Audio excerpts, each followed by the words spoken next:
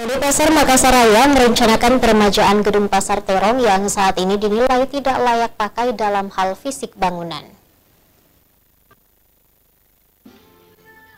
Gedung Pasar Terong saat ini terpantau tidak layak pakai. Oleh sebab itu, para pedagang pasar lebih memilih berjualan di bahu jalan yang merupakan fasilitas umum. Para pedagang pilih di luar gedung dikarenakan beberapa los ataupun lapak sudah tidak bisa dipakai berjualan. Dirut PD Pasar Makassar Raya mengakui, Pasar Terong yang merupakan ikon pasar kota Makassar saat ini jauh dari layak pakai dalam hal fisik bangunan. PD Pasar sendiri telah melakukan perencanaan peremajaan pada tahun 2023 mendatang. Dengan memperhitungkan jumlah pedagang yang berada di luar gedung dengan memakai fasilitas umum atau di badan jalan, seperti Jalan Terong, Sawi, dan beberapa yang berjualan di sekitaran Pasar Terong dipakai berjualan.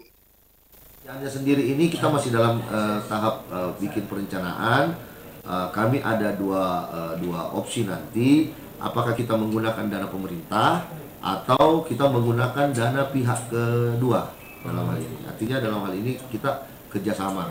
Cuman tentunya kalau yang namanya kerjasama, kita sekarang akan lebih hati-hati supaya di dalam kerjasama ini, di akhir kerjasama nanti semuanya diuntungkan. Kalau selama ini kan kerjasamanya itu semua pasti pemerintah kota yang dirugikan. Diketahui selama ini PD Pasar bekerja sama dengan beberapa pihak-pihak terkait dengan perjanjian tertentu yang hasilnya tidak diuntungkan ke pemerintah kota Makassar.